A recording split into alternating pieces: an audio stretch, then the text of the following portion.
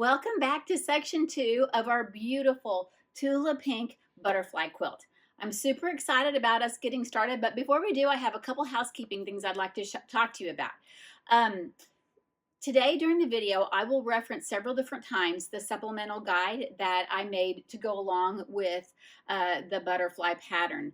It gives you some suggestions of things to think about, things to be aware of, and a lot has to do with the fabric selection, because I have read on several different forums, people have talked about like they ran short of fabric or they ran out of fabric. They had a lot of concerns. Well, after having made one of these already, I can guarantee you that the supplemental guide with the fabric selections that are cited on the pattern that you see in the pattern, that's what we have in the supplemental guide, and it will really help you with your fabric selections if you want to have yours look exactly like it is on the pattern. So I'd really suggest that.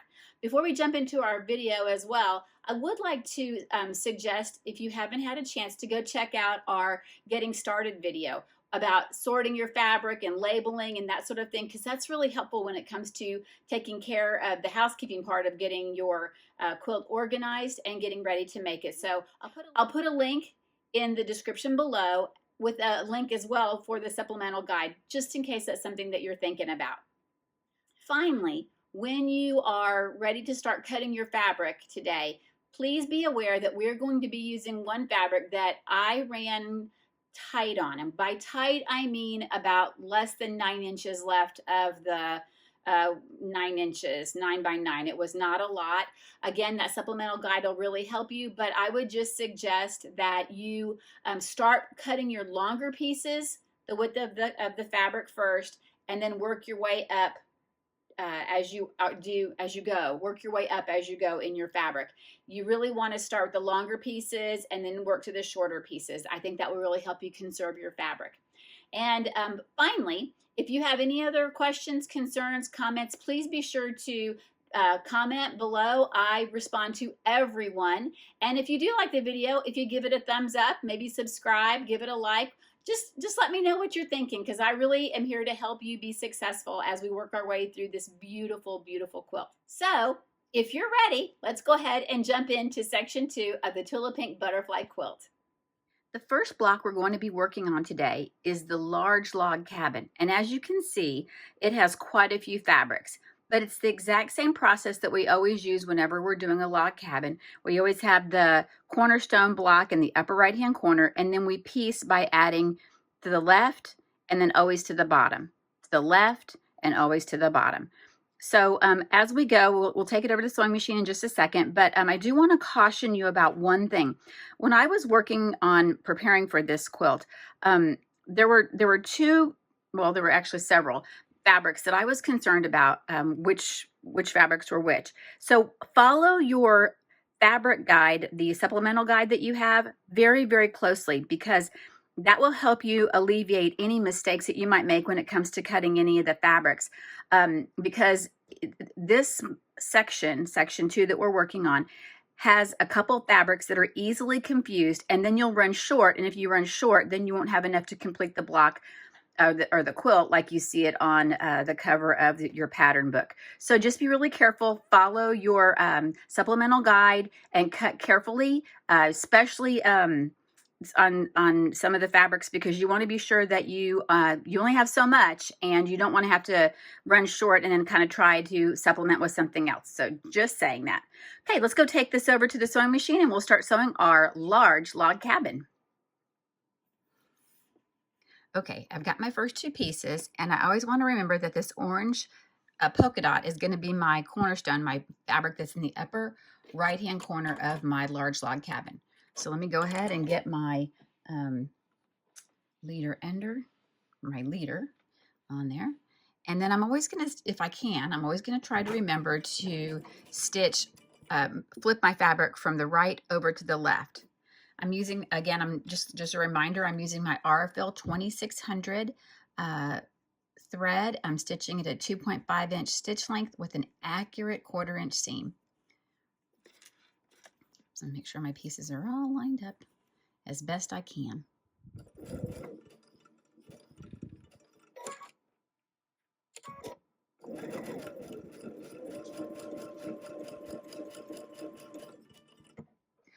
last time we were sewing, I talked about, or I might not have, I just gotta remember. I talked about using the accurate 1/4 inch seam. I'm gonna go ahead and use my roller to open up my seam. I can get up and down, but you know, who wants to do that? Okay, here's my piece. I'm gonna pop that down. Now I was talking about using my accurate 1/4 inch seam, and I know that that's something that every machine is a little bit different. Some people might have to move their needle. Some people may have to do a variety of different things to get the accurate 1/4 inch seam. But you want to make sure that it's accurate. You want to make sure that it's not over nor is it under, because either one is going to be is going to make your block off, especially when you're trying to square it up. So take your time. Also, too, I do think it's really important to finish strong. I call that finish strong because what I mean is make sure that your seam is accurate all the way through the end. It's okay to ride your finger along the side of your pressing foot as you're working, because you want to make sure that that seam is accurate at the beginning and accurate at the end. I know that, you know, sometimes it's easier to just kind of let the machine go. And sometimes, you know, when I say let the machine go, you just are sewing, and then the next thing you know, your seam at the very end isn't as accurate as it is at the beginning. So it's a good idea just to always double check. Okay, now I'm going to orient my fabric in the upper right-hand corner, and then I'll take my next piece and I'll flip from right to left. If you can hear my sweet dog walking around, he's a kind of a shy Aussie. We just got him about 6 months ago. He's almost a year and a half old now, and we got him when he was a little older. So sometimes he likes to come up and hang out in my sewing studio because he knows he might get a cookie, because sometimes, you know, whatever it takes to entice them. So here we go. Just gonna sew that accurate 1/4 inch seam, start strong, and then finish strong. As long as I pay attention to what I'm doing, I shouldn't have any possibility of sewing over my finger. I'm not going to get it in the way of the foot. I'm just going to, you know, finish strong, and not just take a look at your seams as you finish and ask yourself if you're being as accurate as you can be. That's all you can ask of yourself. Okay. And I'm just using my Violet Craft seam roller because here's my next piece I'm adding. I'm going to go ahead and flip it down.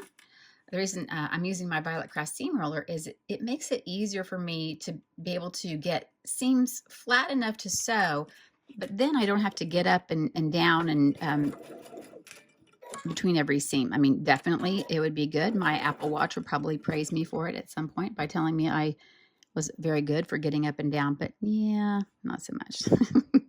Not today. Okay.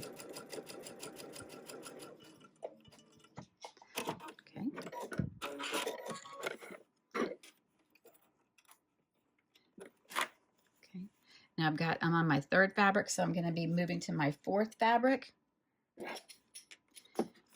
And you might have noticed in your pattern book when you were cutting, you're like, wait a second, there's 6 fabric cuts, but there's 8 pieces or 8 steps to this log cabin. So what's up with that? 2 of our fabrics are repeated, which is why it's super important to follow that supplemental guide. So just take a look at that. I'm going to flip to the left. And you just follow the layout, and it'll make sense to you once you cut the strips and then you lay them out, because you can see the stepping stones or the stair steps as you cut them. The increments change. So it really does make sense.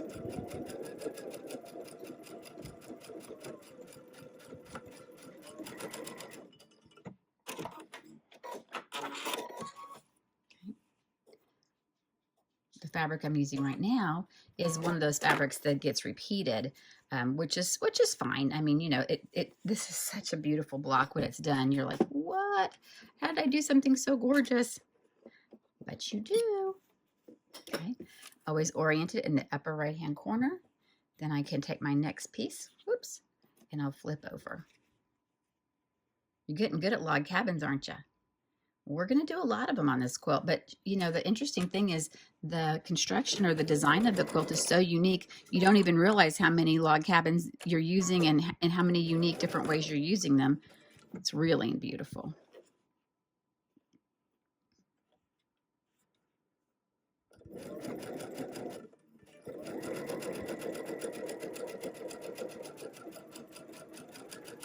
Finish strong.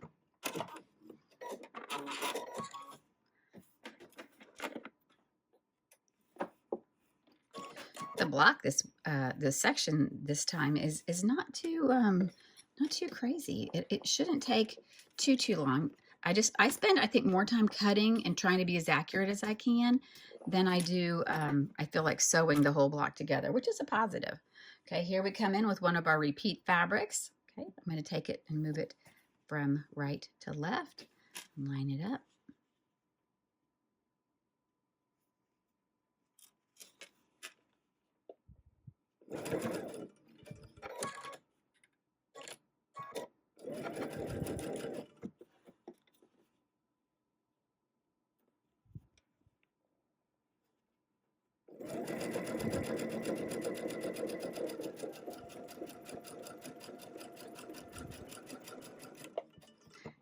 Now you'll need 2 of these blocks.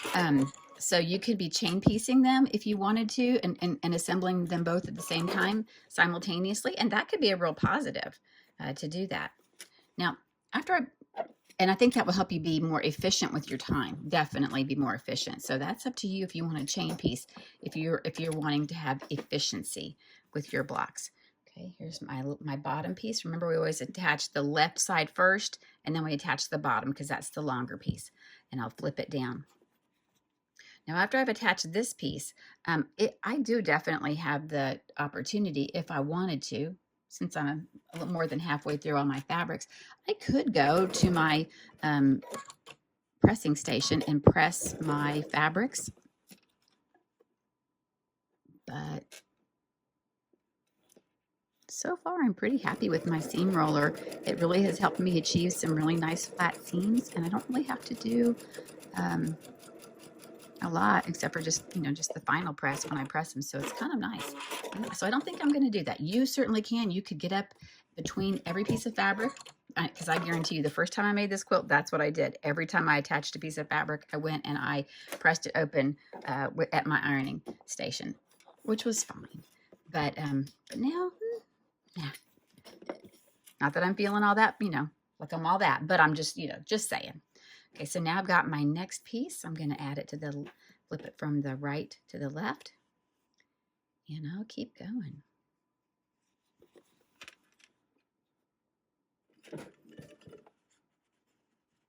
Make sure it all lines up like I want it to. When you were working on section 1, did you have to rip many seams? I think I only ripped 2 seams, which I didn't think was too bad for the first block.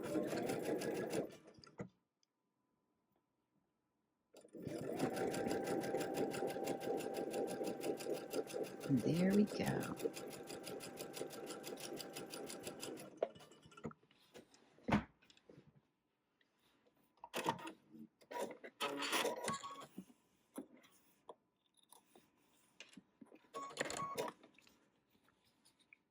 We'll take this one and we'll press it open. We're also going to be working on some mini log cabins today. They're super cute. And I will be showing you some chain piecing on that one. Okay, so here we are. Let me move that up out of the way. My presser foot. Okay, I'm going to add the next piece. Flip it over. If you wonder if your seams are accurate, it's always a good idea before you start sewing your blocks to go ahead and, sew a couple 1.5 inch pieces of fabric together, just scraps, like you could do blocks. Make sure they're 1.5 inches. And then when you sew at the 1/4 inch seam, sew it and then sew all 3 together. And so that they're, 1, 2, 3. And then what you're going to do is you can always go and take your ruler.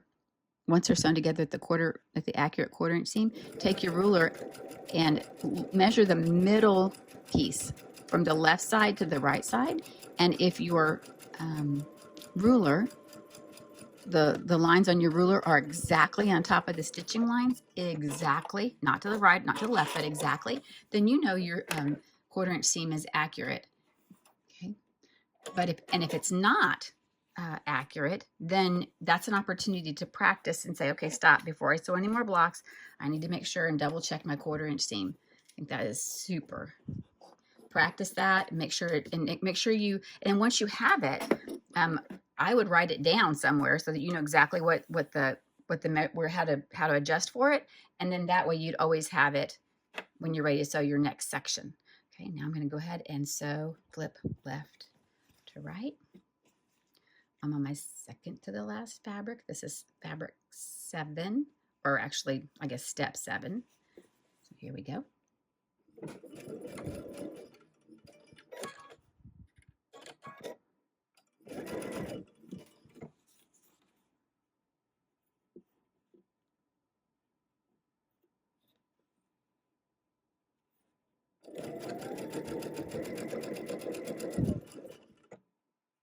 I think it's so amazing how these pinks and reds and oranges all go together. They look so beautiful when this block is finished. It's just gorgeous.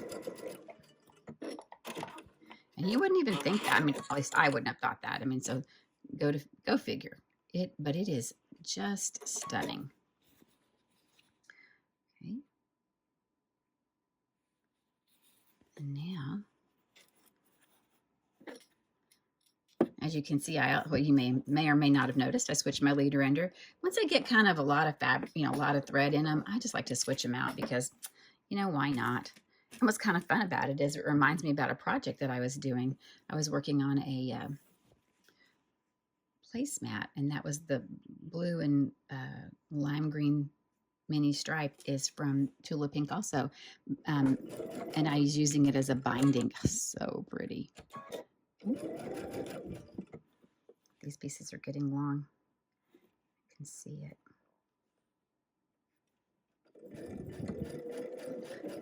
If you are inclined, definitely, if you need to pin or clip, you do you. If that makes you feel comfortable that your pieces will all fit together, then definitely you want to do that. Okay. That's my 7th piece. And now I have my last piece.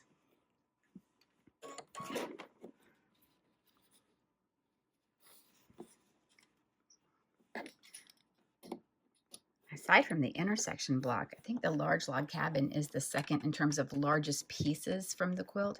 So it's kind of funny because we're going to be doing a large log cabin, and then we're going to be doing the 2 smallest ones today too. So that's kind of cool. Okay, and our last piece, okay, I'll flip from the right to the left, I'll add it, and then we'll go ahead and sew that on.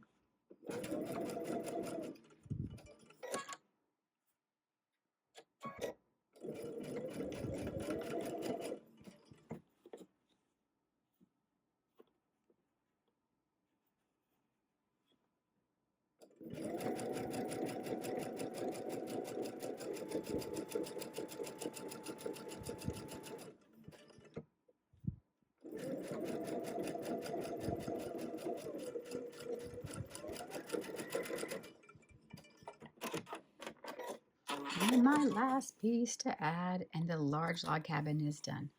Like I said, if you want to chain piece, that is a very efficient way of to use your time so that you can achieve more. But I also think that sometimes just doing it 1 block at a time is kind of fun as well.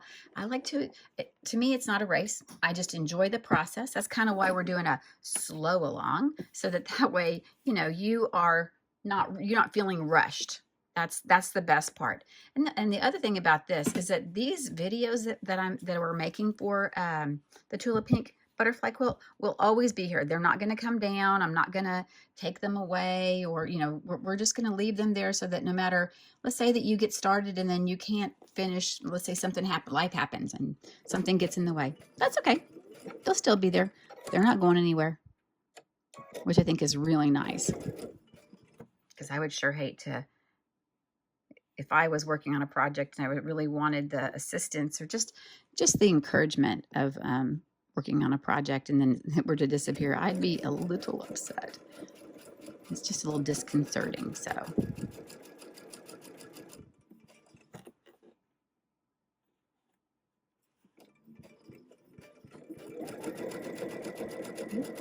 I've got my last piece.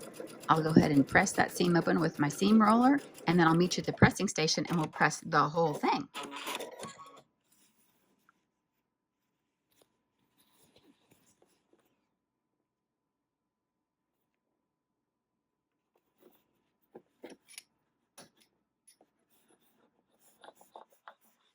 Okay, I'll see you over at the pressing station. All right, now I'm ready to go ahead and press my large log cabin. So I've got my iron and it's nice and hot. And I do use steam, so you'll probably hear my iron steam. But as I'm pressing, we're going to press up and down. We are not pressing back and forth because that's the back and forth motion that will distort our blocks. So sometimes I may have to reposition my block a little bit, but all I'm just doing is up and down. Okay, and then I'll come to my left and I'll work my way. I guess I could just go, I could go all the way to the left, just up and down, and then work my way to the top. And I'm just kind of giving it a gentle tug just to make sure everything's nice and flat. So you get going and you start turning, flipping seams. Okay. Okay. And now that I've given it a good press, I can turn it over. Look how pretty it is. I'm going to go ahead and give it a press on top as well. And you want to be really careful as you're doing this to, when you press, not to run it along the fabric too hard because again it will distort your block. Okay, so you just want to be sure that you're happy with it, that it's nice and flat, your seams look great. And now I'm ready to go ahead and just set this aside. I'll square it up. I try to square up my blocks as I'm going. I mean at the very end. I don't like to do it while I'm going because I'm kind of on a roll, so I just want to keep moving. So that is my one large log cabin. I'll need two today to make this complete. It's beautiful. Right. These are the fabrics we're going to be using for our mini log cabin. And as you can see, there's only 3, so it's a pretty fast sew. I'm going to go ahead and chain piece mine so that I can do all 3 at one time. 3 for one side for the right side and 3 for the left side. I'll go ahead and do the 3 for the right side right now. But I do want to mention to you that there are 2 pinks we're using. So again, I really would encourage you to refer to your supplemental guide so that you know which pink goes where, and so that you make sure that you maximize the fabric that came in your kit. So let's go take this over to the sewing machine and we'll get busy. And I'm ready to start sewing my mini log cabins. So as you can see, I've got my squares that are going to be in the upper right hand corner of each of my blocks. I did not fussy cut mine, but you certainly could. If you wanted to put put one of the red dots right in the middle, you certainly could do that. I just didn't because I kind of like the randomness of it, but you do you. So what I'm going to do is I'll go ahead and take my square and I'm going to flip it over from right to left on top of the first small rectangle, our first small piece that we're attaching it to. And I'm just going to I'm going to chain piece these because I think it'll go really fast because there's so few pieces of fabric for this block.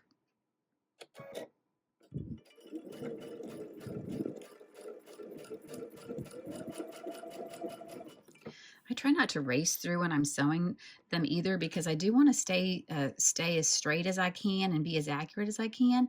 And sometimes I feel like if I sew really, really fast, I feel like my seams they get a little off. Do we ever get impatient with ourselves and just go, I'm just going to cruise as fast as I can? Well, in this particular situation, I'm just going to take my time on this one. Make sure you're leaving enough tail, a thread tail. I'm sure there's probably a different sewing word for that, but I like to leave enough because you never know as you're working on your quilt, you don't want any of those pieces to accidentally come apart. Especially you don't want to trim your tail right up next to your fabric. That would be super tragic. Okay, I'm gonna go ahead and clip the right way, clip right between each of those, and then I'll just press those seams open pretty quickly.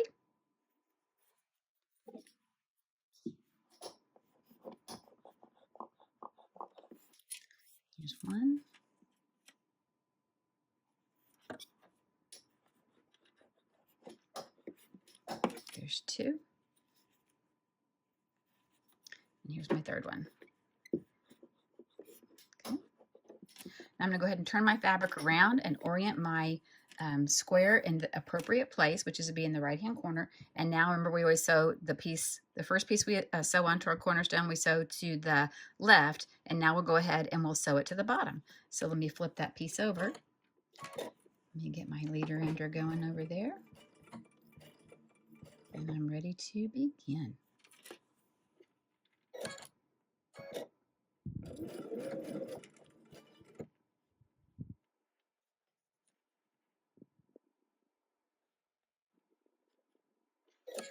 Remember, if you want to, you can always use a stiletto if you're concerned about your finger being too close to your presser foot, or you're too concerned about it being close to your needle, which is a legitimate concern. Just be sure that you're doing what you can to protect yourself, but be as accurate as you can.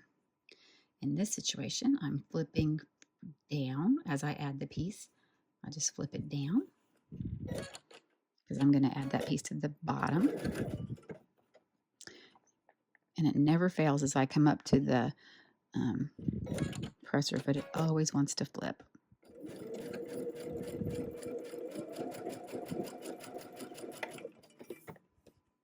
And I take that piece and I just flip it down. Just a reminder, we always want to sew with the piece, with the seams, as many seams as we have on top. If we have no seams on the bottom fabric, like this is just a plain piece of fabric that we're adding, then we can always put that on the bottom, just to be sure that we are making sure our seams don't get flipped while we're sewing our blocks, because we want our blocks to be super flat. Okay.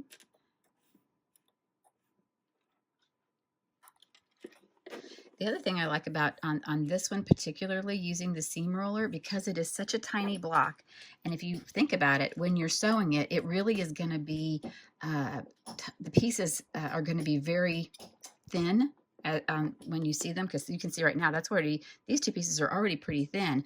Once I take another 1/4 inch seam out, they're really going to be tiny. So that's why I really like using the Violet Craft seam roller right now, because that way I'm making sure my block doesn't get distorted in any way. Let me do my third one. Let me orient my fabric. Look at that. Oops, I flipped it. You can always roll from the top too if you wanted to, if you're happy. Let me do one more. Get that print right there. Okay, I've got my, now I only have 2 more pieces and this block is completely done. So let me go grab those. All right, now I'm going to add my, what is this? I guess my 4th piece of fabric, because there's only 5 of them. I'm going to take this piece and I'm going to go ahead and move again from the right, flip over to the left so that I have the correct orientation. Make sure I line everything up. Make sure you're happy with it. Get your leader ender in there.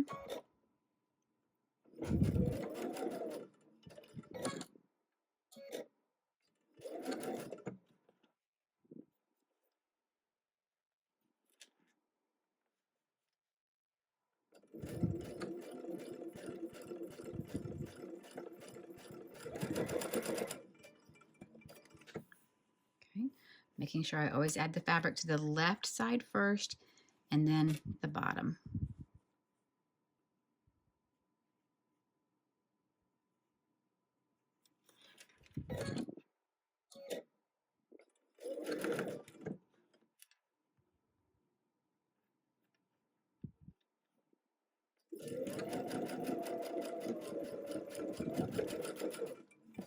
Okay, and now I'll take my left-hand piece and I'm going to just flip it over to the left, and I will line up my fabric.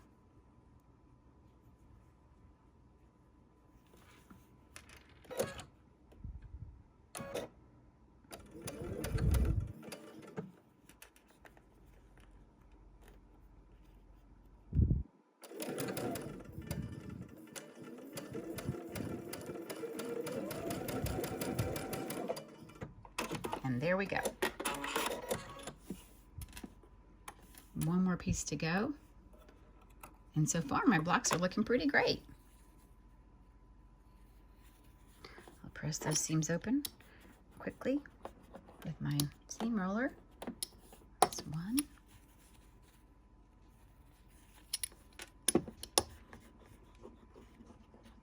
2.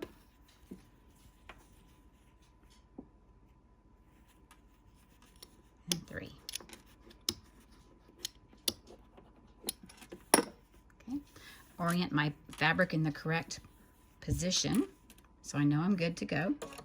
And then I have my last piece of fabric to add, which will always be at the bottom of the block. So now I'm going to take my block and I'll just flip it down, seam side up. That's the way we want it to be, so we can make sure that our seams go really well.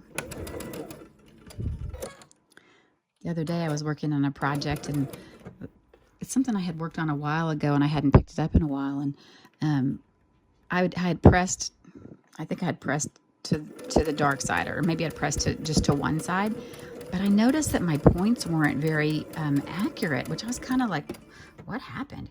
So I decided to go ahead and repress that one part. I'm going to come down, and when I pressed my seams open, my points were so much more defined and so much more accurate. So again, if you are not a person who's accustomed to pressing with their seams open, give this a shot, because I think you might be pleasantly surprised how nicely your blocks, how accurate they'll be, and how nicely they will fit together.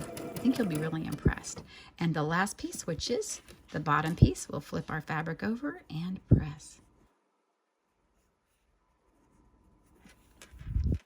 It's funny how you go back and look at projects that you've done before and you go, could have done that better.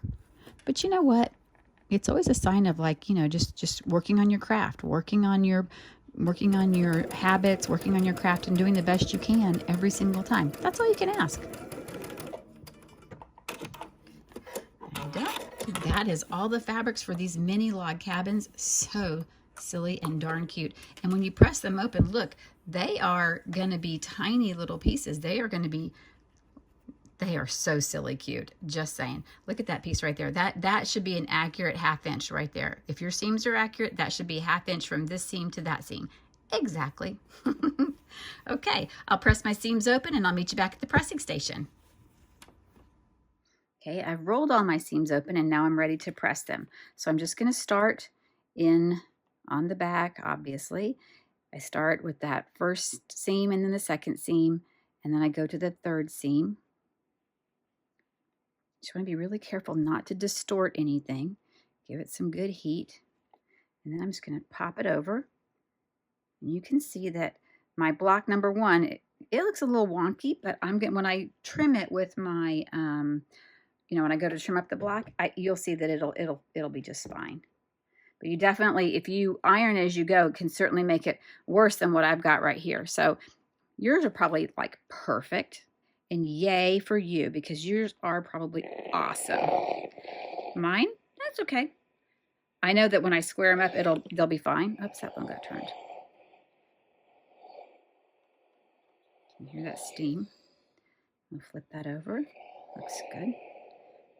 I'm just going to lay it on top of there. I'm not going to go back and forth, because that's the part where it really can distort your block. Not a good thing. Okay, and now I'll go to my last one. It's kind of shocking how fast this one went together, right? And that chain piecing, oh yeah, super efficient. Super efficient. Flip it over. Looking good, friend. Whew. I'm liking that. Okay, there are my 3 right-sided mini log cabins. I will do the left side off camera, but there you go. Not so bad. They will be trimmed up, so anything that looks a little wonky on the edges, it'll be fine. We'll talk about that in just a little bit, so do not stress. Pretty cool. See you in a minute. Alrighty, this is the fabric layout for our floating cross. Again, I want to highly suggest that you look at the supplemental guide for the fabrics that you're using for this particular block, because that is just a cautionary tale that some of the fabrics, if you don't use the correct fabric, you could run out, and I don't want you to have that happen to you. So definitely use that supplemental guide if you have it. Okay, what I'm going to do now is I'm going to kind of do some chain piecing on this big floating cross. So what I'm going to do is I'm going to take this piece out, and I'm going to flip that over, and I'm going to chain piece that together, and then I'm going to chain piece this together. Because what's going to happen is, once I've got those two done, then I can also do these pieces. And then once this is sewn together, these go on, and then we'll sew the whole thing together. So it'll be kind of an easy chain piecing project, but this block will go together super fast. And just watch out where your placement of your solid is. Also too, don't be confused by the diagram in the book. The diagram in the book is actually the opposite of what we're getting ready to do. But remember, there are 4 different colorways for this floating cross. And so when you look at it, you're going to go, wait a second, Stacia, I think you may be doing that incorrectly. But it's not. Use your supplemental guide with the fabrics. This is the correct layout for this particular block. There are 4 colorways, but this is the correct one for section 2. So let's go over to the sewing machine and take care of this one. All right, so now I'm at my machine and I'm going to go ahead and piece together. This is the top and the bottom part of the floating cross. So I'm going to go ahead. It doesn't matter on this one which one you put on top because they're both, they have no seams. So let's go ahead and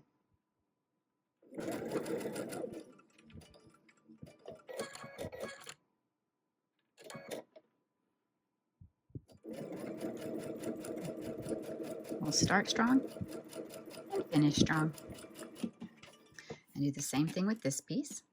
Again, it doesn't matter which piece is on top and which piece is on bottom because this is just the beginning. In a few minutes, it might make a difference. The fun thing about this block too is there are no seams that match. So, you don't have to worry about any seam allowances, matching seams, matching seams. It's kind of nice. Okay. And while I'm here, I'm also going to grab the center piece, and it has those two. It has the one piece on the left and the one piece on the right. So I'm just going to go ahead and add the piece to the right. And then in a minute, I'll clip the seam. I can then swing around and do the left-hand side as well.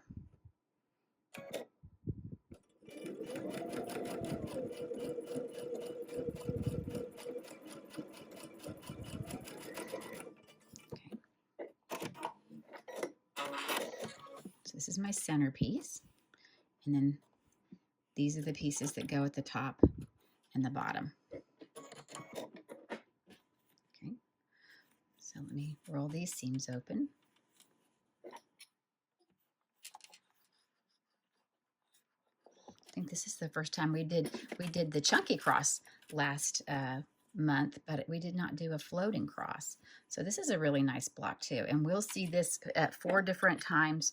This is the first of 4 times that we'll see them throughout our quilt as well. Got that piece, and then I got one more.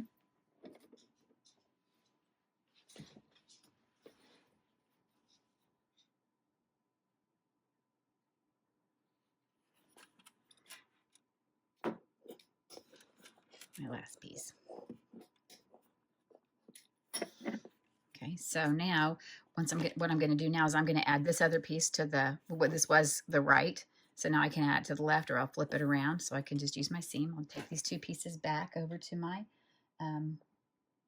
design board. I'm going to go ahead and add this piece over here.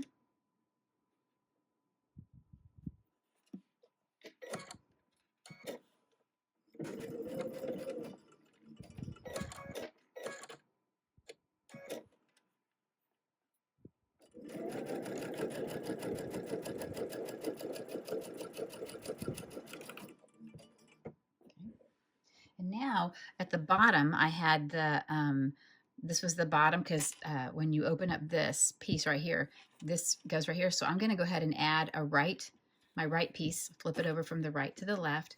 But I do want to make sure, I don't want to sew with this side up because I have no seams, but I do want to sew with this side up. So I'm going to just flip it. So it doesn't matter. This is a pretty easy block actually, but we will, like I said, we'll see it again.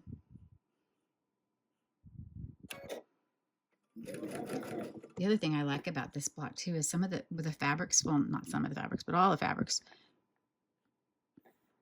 we're going to use. It's a great way to showcase some of these beautiful prints. Just a great way to showcase them because the pieces are larger, which is kind of nice. Okay, and now I have the other piece, which this was at the top of my block. I'm going to flip this. And again, I don't want the solid piece on top. I want the piece on top where the seam is. So I'm just going to flip that over, line that up.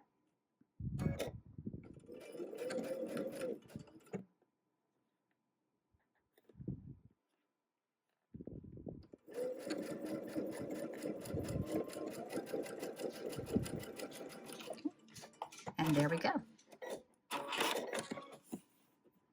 Okay, I will cut those, and now my middle piece is completed because I've got the seams on the right side, and I have the piece attached on the right side and I have the piece attached on the left side. So this piece is completely finished. There that is.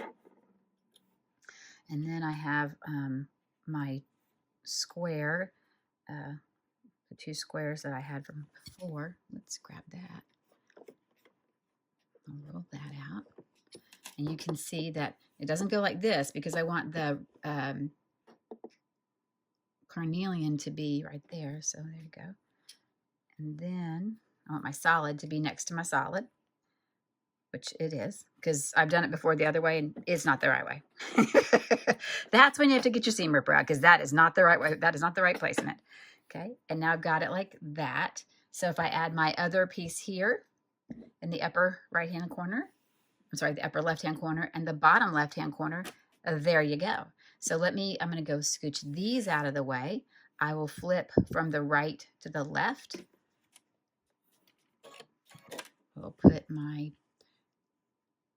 pieced part of the block on top.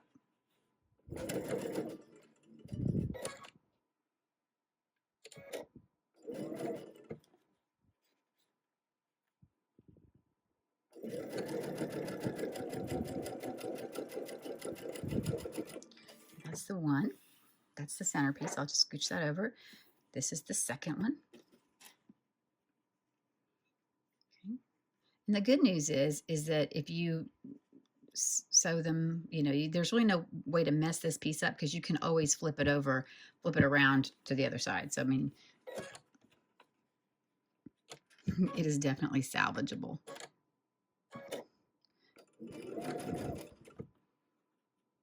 But if you have to use your seam ripper, that's okay.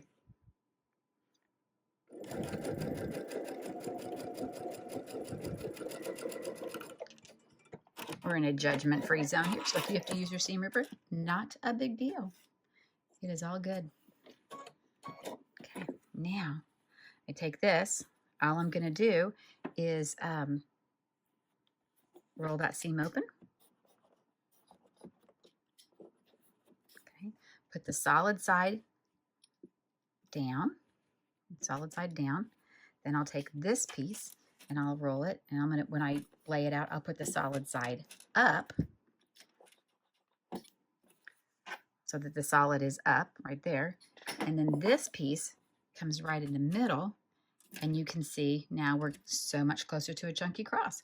Okay, so what I'm going to do, I'm going to slide this piece out of the way, and I'm going to take this one because it has, I have 2 seams here and 2 seams here, so it's kind of, you know, half it, 6 of one, half dozen of the other. So I'm going to just flip it down, line up the corner, and then I just have to be super careful as I'm sewing that I make sure all the seams that are on the bottom are lying flat.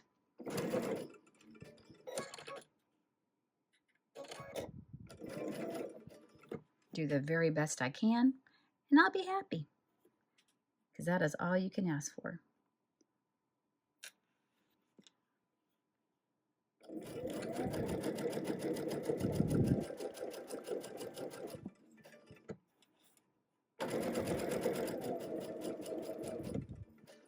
I feel a seam coming, so I want to make sure I just did a little lift and peek and make sure it looks good, and it does.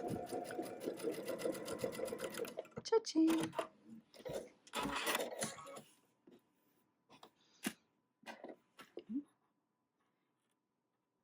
Now I'll go ahead and roll that seam, and I have one more to go, and then we'll go press it open at our pressing station, and then we'll save the trimming up. Kind of hard to believe we're on our 3rd of the 4 blocks. This has gone fast, hasn't it? Holy cow. Okay, so there that part is. And now this is the other part, and I'm just going to do is flip it down again, just like I did before. because there's no right or wrong way. You sew up, you sew it with whichever side you like up, whatever makes you happy.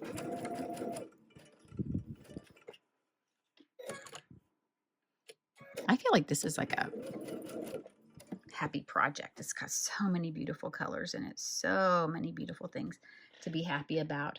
So yeah, happy.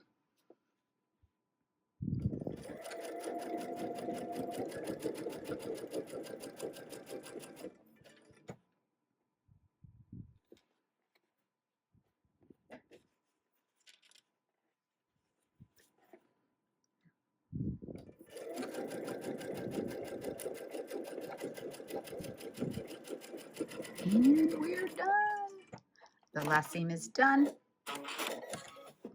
And all we have to do now is press that seam, and then I'll roll it, and then I'll go and press it over at my pressing station, and then we'll talk about that again. Oh my gosh, 3 of the 4. So our last blocks, that's kind of crazy to believe because we're like, dang, we're almost done. See the pressing station, doesn't that look good? Woo-hoo-hoo.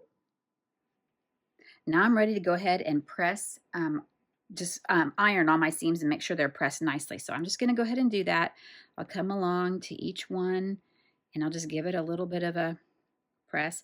Now, you know, I do, like I said, I do use steam, and I feel like it really helps my blocks lay flat. But if you prefer to, I have a friend who likes to mist. She thinks that using a bottle mister works for her.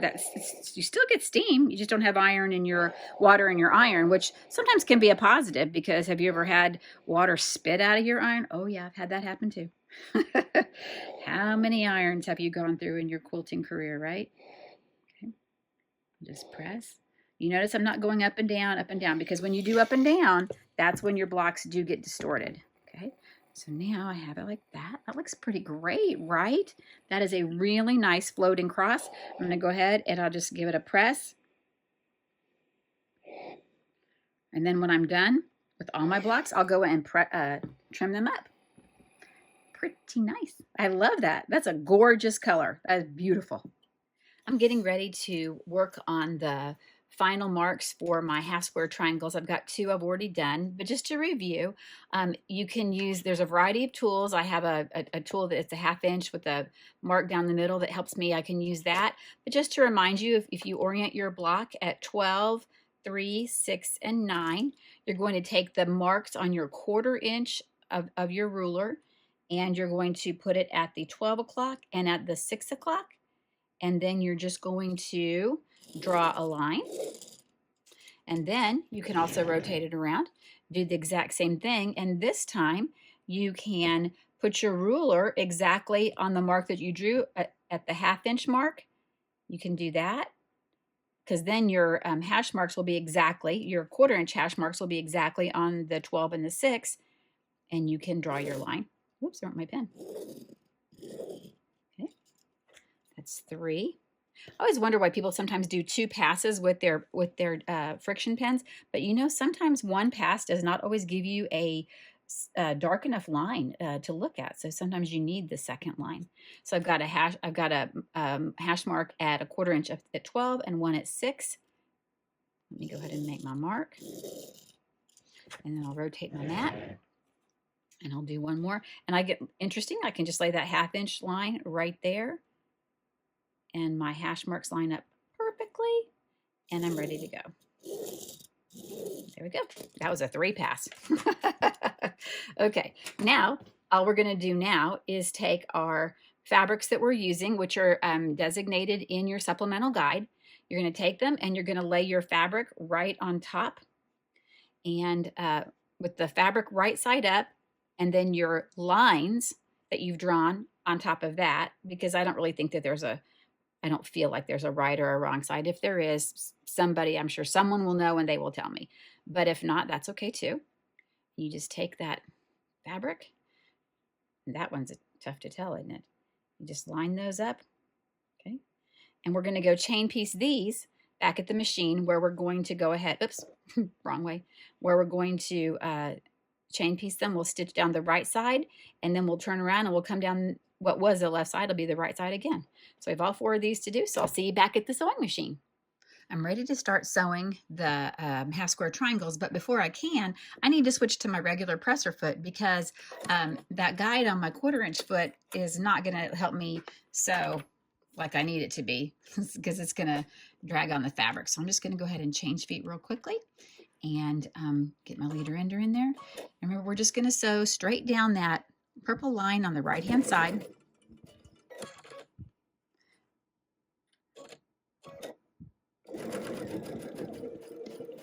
This particular section only uses 8 half square triangles, so that is super positive. But I think they're beautiful. Fed that first one in, doing the second one. And like I told you last month, if for some reason you get off that purple line just a tad, it's not the end of the world. There's plenty of fabric. We're just going to be, as we're cutting and trimming ours up, we just want to make sure we're following that seam line and that your seam line, as long as it's not, super crazy wavy, you'll be fine. Here I'm on my 4th one. Oh, got off a little bit, but it's not the end of the world. Okay. I'm going to swing these around. There's just 4 of them. Give myself a little bit of a tail there. Line that up right at the needle.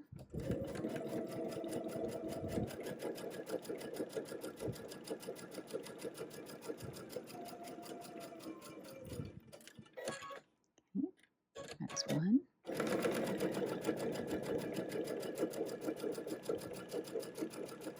2.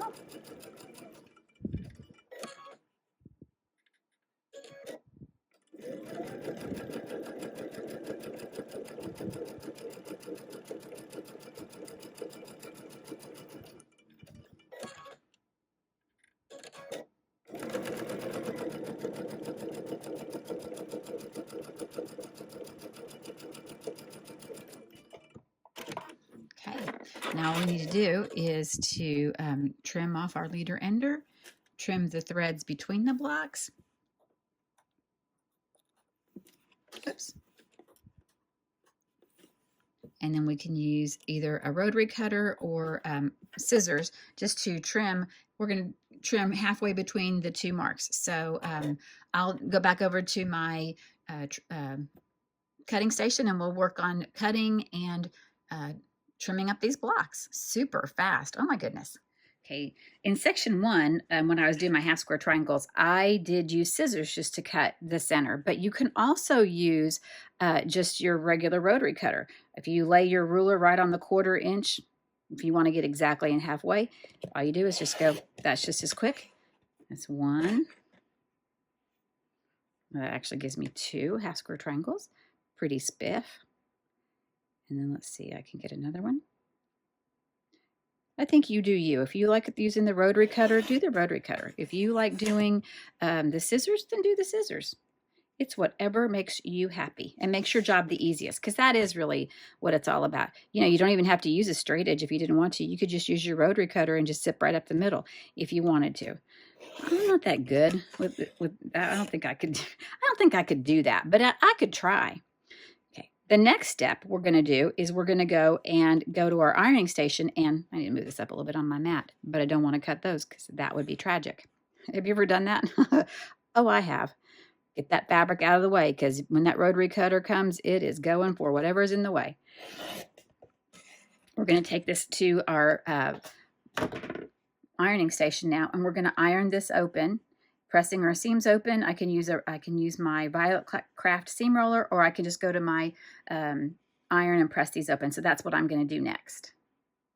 Okay, take a minute and just press that seam open. Once you get that one open, go to the next one. Listen to that steam. It's talking to me.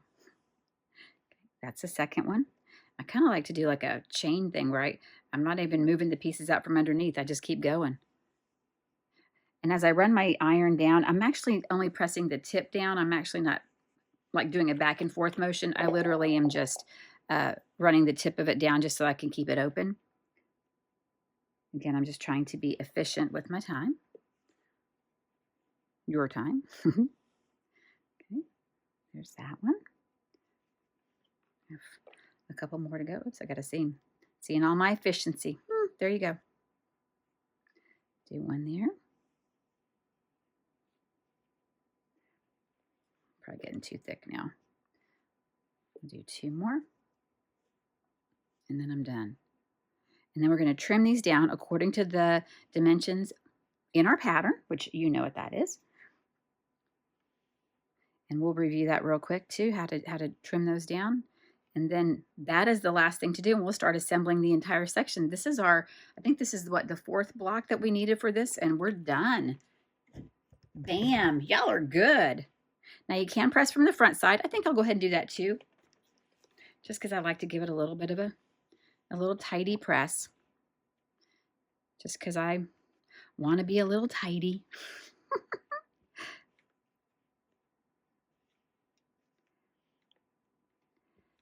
Easy peasy. Okay, there we go. Okay, now we're going to go trim these down to the dimensions in our pattern. All right, I've got my ruler. I'm using my 6.5 inch Quilter Select ruler. And last month we talked about that the diagonal line goes from the upper right-hand corner to the lower left-hand corner. Just as a heads up, right in the middle, it says 45. There's even one, if I'd switch the direction of my ruler, there's one that goes from the upper right-hand to the lower. It doesn't matter. It's a 45-degree angle that we're looking at, and that's what we're going to be cutting today, is that 45-degree angle. So what I'm going to do, and I'll review this with you again, is we're going to place the 45-degree line directly on top of my seam line, directly, okay? And then I'm going to just go ahead and I'll trim off the right side, and then I will trim off the top part, okay? Then I will rotate my mat. And now I need a 2.5 inch half square triangle.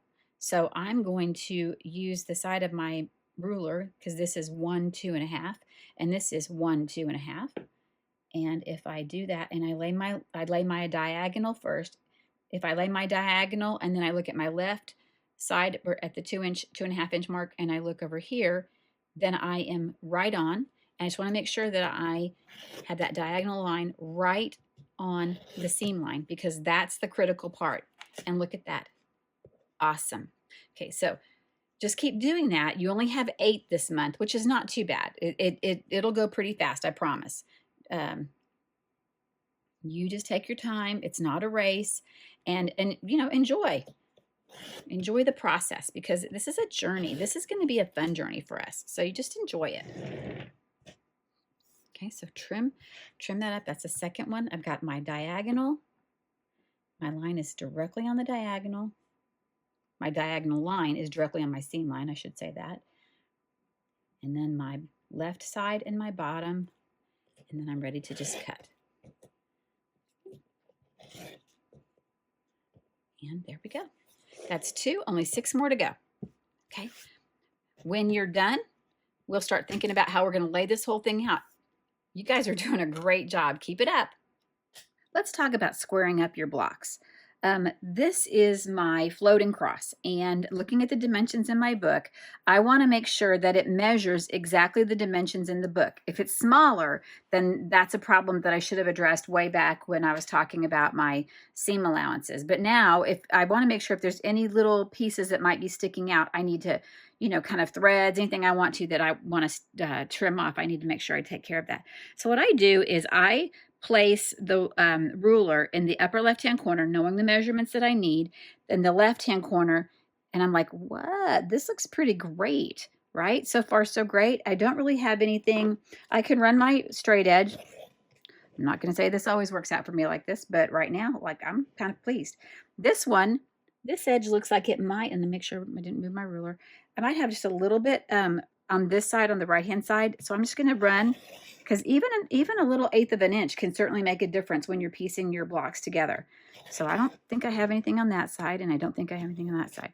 Okay, so now I've trimmed that block up, and it measures the dimensions exactly that it's supposed to according to the pattern. So I can move that over here with my half square triangles, because that piece is done. And I just take all these little tiny threads. A couple threads here and a couple threads there can certainly make a difference when you're talking about, you know, sewing your whole thing together. Now here I've got my tiny little mini log cabins, and these also are supposed to be, you know, the dimensions based on the ones in your book. So I'm going to take a look at it, and I'm going to see. I've got a little bit. I tried. Normally, what I do is I kind of start here. If my edge is pretty straight, I'm going to start there. It looks pretty great. I have a little bit sticking out at the top, so I'm just going to trim that off. It's good right there. And then I'm going to flip this around so that what was in the right-hand corner is now in the bottom left-hand corner. And I'm going to see if there's anything else that's sticking out. I want to make sure I'm consistent. I have like a couple little threads over here on the side. Not much, just a couple little threads, but you know, it will make a difference. So take a few minutes, square up those blocks, because as you know, this is kind of like a really awesome puzzle that you really do want to fit together well. And if you have anything that's not the size that it's supposed to be, you're not going to be happy. Okay, got a couple little threads there. Now I'll rotate this, put this in the bottom, put my corner piece in the bottom left-hand corner, turn it around. Looking pretty great. Right here a little bit, just a tiny, yep, just a little bit. But look how much nicer that looks when it's all done. It's cleaner. Everything looks great. I don't have any jagged edges. So I have one more to do, and then I have my large log cabin, which I'll need to do on a larger cutting surface than what I have right now. But I just encourage you to take a few minutes, get a place that you feel like you're at a really good place, and then go ahead and do this trimming, because it's going to be super important, and you'll be so much happier when your blocks go together. You do the best you can. Don't be hard on yourself. Just do the best you can. I probably pressed too hard on my mat. Turn that to the left-hand side. That's now really, really crisp edge, both sides, both the left and the bottom. I have just a little bit there. Nothing there. And it's done. Look at that. Okay, one more to go. I'll do my large one, and then we'll be ready to start putting the whole thing together. Yay! So awesome. All right, it's time for us to start laying out all our beautiful blocks into section 2. And even though section 2, the left side is listed first, I usually lay down and organize the right section of each block, and then I do the mirrored side as the left section. So I'm going to be doing the right section, and I'm going to be laying out my blocks for that. So let's take a look at what that looks like. I'm going to start with my largest block, which is my large log cabin. Then I'm going to add the floating cross to the left of that. Then above that, I'm going to add the 3 mini log cabins. They're going to go there, and they'll fit once the block they're sewn together. I'm going to take my 2 solid half square triangles and put that below to the right of my large log cabin. Then I'll take the polka dot ones and move those right there above the solids. And then the last thing I have is a solid piece of my background fabric. That is the complete section 2 block. Okay, so what I think I'm going to do first, so to piece this together, what I think I'm going to do first is I will go sew these 3 together to make one unit, if that makes sense. I'll sew these 3 together. Once I've got these 3 sewn together, then I'm going to take them and I'm going to flip it, and I'm going to sew it onto my floating cross. Okay, then I'm going to sew all 4 of these together. Or I can sew these 2 and then these 2 and make a long strip, and then flip those and fold them over, and then fold this over. So I think it's going to go together pretty quickly. Let's see how we do. Something to think about as we're sewing our blocks together is looking at some seam allowances. So as I'm getting ready to sew these 3 mini log cabins, I can see that as I flip this log cabin over on top of the middle log cabin, my right one, I have a seam allowance that needs to match. So I need to be really cognizant, be thinking about that as I'm lining those up. And then I'm going to bet money that once I do that, then I'm going to have seam allowances right here that'll line up here. But let's go see how that works first. Let's do these. Don't want to jump ahead of myself and predict anything. I'm going to just make sure that I'm looking carefully at those seam allowances first. My mini log cabin block is going to line up with the seams right below it. So when I go to sew this, I will flip, and when I sew, I will make sure those seams align. Now, just something to mention to you, when I'm sewing this, I can piece this. Um, what I like to do is to flip up the seam so that I can see the seam, and then I'll lay it back down, and I will clip at these two junctures because I want to be sure that my seams line up as best as I can get them to be. So I'm going to go ahead and clip, and then sew across, sew that seam, and then I'll have the left-hand side of this block finished. Okay, I've attached the three small log cabins to my large, for my floating cross. Now I have my large log cabin. I'm just going to leave that there, but I can see that when I sew this, I'm going to have a seam right here to be concerned with, a seam right here, and a seam right here. So that's only three, not too bad.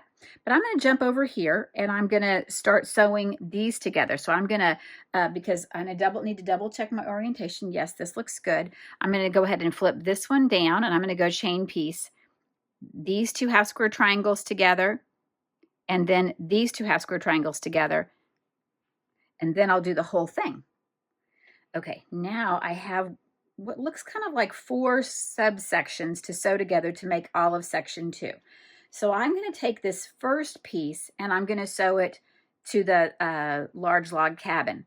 Again, like I said, I have an intersection here, 1, 2, 3 intersections that I'm going to carefully sew and probably clip to make sure that those lines line up perfectly. Okay, then after I've done that, I'm going to flip this piece over onto the background fabric, and I'm going to sew my 1/4 inch. And as I'm sewing, I want to be sure that I'm sinking my needle right there at the top of that Y, where the fabric is the diagonal, where the diagonal meets the background fabric. Make sure that it sinks right in there because that will help me preserve my points. Okay, so 1, 2, 3, 4. So I'm going to flip this back to be on the safe side so that I remember what I'm doing. And I'm going to sew with the pieced side on top because it has the most pieces of fabric where this is a solid. So I'll sew this on top, and this one I'm just going to be super, super careful because I got a lot of fabric here that could flip, and I really don't want it to do that because I want my seams to be as flat as they can be. So let me go do that, and let's come back and see what that looks like.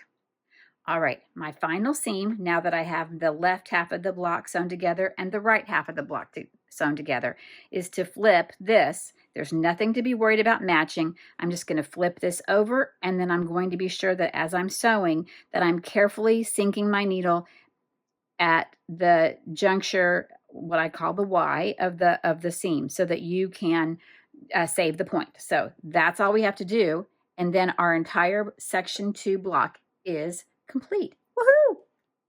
And just like that, our section 2 right side is complete. So now it's time for us to do the left side. So what we're going to do is we'll grab all the blocks that we are going to be using, and we're going to carefully place them, just like we did last month, in the same position, but with the selvage side up. So we can see wrong side up, right sides together. We're going to just turn everything, make sure it all looks right. Okay. That one, that's good. Yep, just like that. Okay, and now I have some of my mini log cabins. And when I sew these together, I'm going to do the same steps. I'm going to start with the mini log cabins, and then I'm going to sew those to the large floating cross. So it'll all be the same. Okay, there's that one. And then I have my floating cross, like that. And then I have my large log cabin with my non-fussy cut. First block right there. And then the last piece I have is that one. Okay. Now, I'll sew the whole thing together, but wait, we're not done. There's still some more to go. I'll see you back once I have this second section sewn together. So I've sewn together my left side, and as you can see, I have the wrong side up. When I take it, I can flip it the right side up, and it is the exact mirror image of my right side. So far, so great, right? Okay, so now that I have this sewn together, I'm going to put my left-hand side of the wing aside for just a second, and I'm going to leave the right-hand side of section 2 right here, and I'm going to go grab my section 1 right side. When I lay the right side of section 1 with the right side of section 2, the right of the construction, this is what it should look like based on the diagram in the back of our book. I want to say it's on page 30 and 31. So I'm looking at page 30 and 31. This is the upper right corner of the quilt, and this is the block, the section right below that, okay? So as you can see, I have a couple intersections that I need to be thinking about as I'm sewing. I have one intersection right here, this one right here. I have this intersection right here. I have this one, and then no more. So I have 1, 2, 3 intersections to be concerned with as I'm joining section 1 to section 2. Once I've done that, I want to do the exact same procedure for my left-hand side of the quilt. It'll be the exact same 3 intersections, but I am in a good place. This is how simple it is to do it. So, and it's like you're making half of a quilt and the other side half. It's going together super fast. I'm impressed. Y'all are doing a great job. Let's go sew this last seam and we'll be done. Okay, I've got my section 1 clipped to my section 2, but I want to bring something to your attention that's super important. Right here is a place that we want to be sure we're going to sink our needle because we want to save the point for that triangle. On the back, it's just a straight seam, so we don't have anything to be too concerned with there, but we just want to be sure we do that. And then right over here, we have another, where this red clip is, we have another intersection that we want to be really careful of. So just be super careful as you're doing that so that you can save those points and you sink your needle right there. I think that you'll be fine. What I think I might do is, because I can see this side on this one, I'll probably sew starting at the far side and work my way here. And then once I'm done, I'll probably stop at this seam, cut my threads, and then turn it over and go on this side and sew from the back side, which will now be the right side, and then that way I can sink my needle right there, if that makes sense. So let me just review what my plan is so I don't lose my points. As I'm sewing, I'm going to come along and I'm going to sew matching up my seams, but when I get here to this purple clip, I'll make sure that my needle sinks right in that point. And I'll probably sew a little bit further, maybe another ½ inch or so. And then I'm going to clip my thread. I will turn my piece over and I will sew from this side now so that as I'm sewing right here where this red clip is, I can also sink my needle right in that junction as well. So I think that's the way to do it so that I don't lose any of my points. So I'm going to go try that and we'll see how it looks. I'll be back and I'll show you what the whole section looks like when it's all done. And just like that, it's done. You've got your section 2 added to your section 1, your right side, your left side. They are gorgeous. I hope you've had as much fun as I have. And until next month, enjoy your sewing and I'll see you then. Bye.